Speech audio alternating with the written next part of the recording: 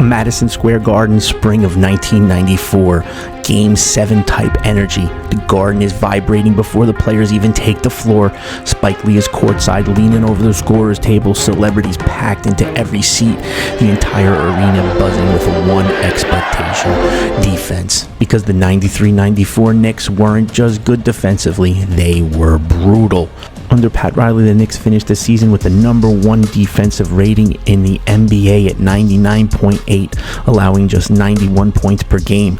Opponents shot only 42.9% from the field, one of the lowest marks in the entire NBA's history. Now it was probably the toughest place to play. One, I couldn't stop Pat on the outside. Two, if I got by him, now I got to face Oakley, I got to face Bonner, I got to shot blocker like me. And they taught me a lot about myself.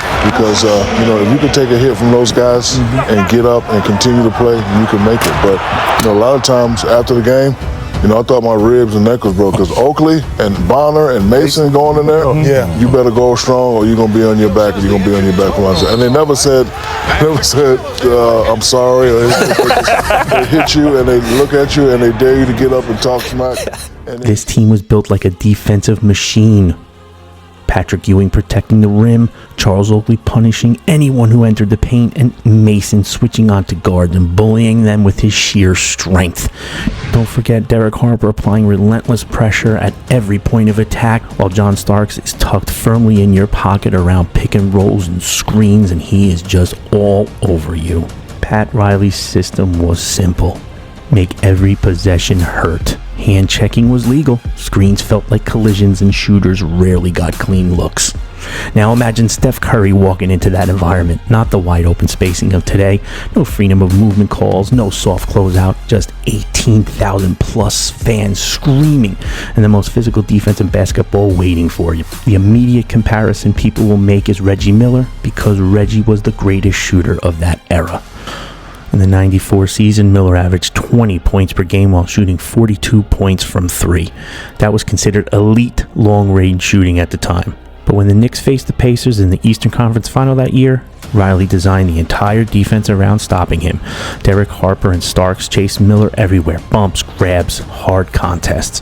Miller averaged a measly 15 points per game in that series and shot just 40% from the field. And remember, Reggie was 6'7". Curry, 6'2", so the Knicks would immediately try the same strategy: physical pressure. Harper picking him up full court, Starks fighting through every screen, Mason switching onto him whenever possible, and every time Curry tried to drive, Ewing was waiting in the paint where he averaged 2.7 blocks per game that year. This was where most people assumed Curry would struggle, but the numbers tell a much more interesting story. Steph Curry has faced elite defenses throughout his career. In the 2015 NBA Finals, Cleveland built an entire defensive scheme around stopping him with physical defenders like Matthew Dellavedova and Shumpert. Steph Curry is the greatest shooter God has ever created. Again, here's Curry for the record. It's good! Ford, a great defender at 3. Curry sidestep, Curry drive, Curry flip, Curry good! With 2 tenths again! When he get out his car, you better guard him right from the moment he pulls up to the arena. We've never seen that before. Deli almost died guarding Steph Curry. He's the fucking problem. Steph is most dangerous when he doesn't have the ball. Curry still averaged 26 points per game, and in the 2018 Western Conference Finals, the Rockets ran the #1 defense in the NBA, switching everything with long defenders like Trevor Ariza and PJ Tucker. Curry averaged 25 points and 6 assists in that series. And in the 22 NBA Finals, the Celtics had the best defensive rating in the league, multiple elite perimeter defenders. Curry averaged 31 per game and won the Finals MVP. So while the Knicks' defense was extremely physical, Curry has repeatedly shown that elite defenses alone don't shut him down. What makes Curry different from shooters in the 90s is movement. In today's NBA, Curry runs nearly 2.5 miles per game. Constant cuts, relentless off-ball motion. Defenders chasing him through screens over and over again. That's something the Knicks rarely had to deal with. Most offensive in 1994 were built around post-ups and isolation scoring. Curry's style would force the Knicks defense to stretch further and further than it had ever did before.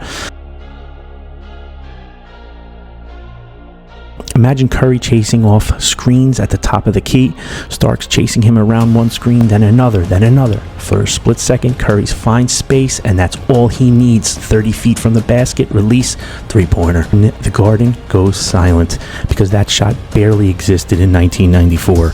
The Knicks allowed opponents to attempt about 7 3-pointers per game. Steph Curry averaged 11 attempts per game by himself in today's NBA. That's the mathematical problem here, boys.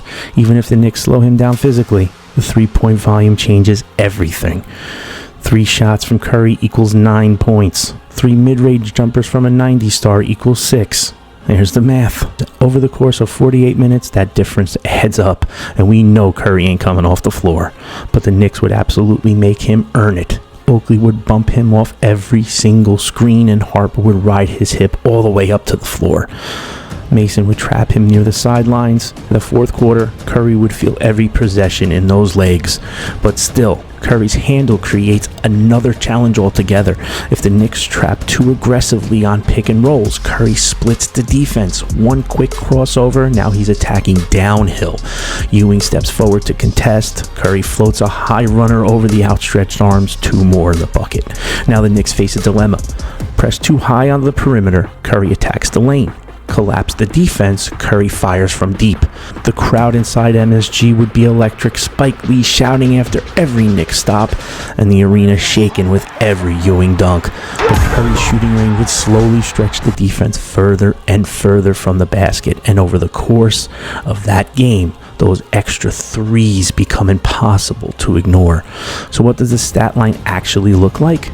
Against the number 1 defense in basketball in the most hostile arena in the league, with Oakley, Mason, and Harper pounding him every possession and Starks chasing him everywhere, Steph probably averages around 30, 6, and 4, shooting around 44% from the field and 38% from 3. The Knicks would absolutely rough him up. He'd be bumped and bruised, but they would make every shot uncomfortable. But they couldn't eliminate the one weapon that changes everything, the 3-point line. Steph Curry wouldn't just survive the 94 Knicks, he'd force it to evolve. And that's when even the most physical defense of the 90s would eventually face the same reality every modern defense has discovered. Steph Curry doesn't just beat defenses, he bends them. 10 years, I want to be Are you the best point guard ever? Yes. You didn't know what was coming. That was the start of the Stepherless movement. Delly almost died guarding Steph Curry. He doing that we was like, you can't do that in the league. Is he serious? Like, he disrespected me. Like, Doesn't shut up balls like midair. Jesus Christ, man. I hope you enjoy watching this just as much as I enjoy making it. We'll see you later in the lab.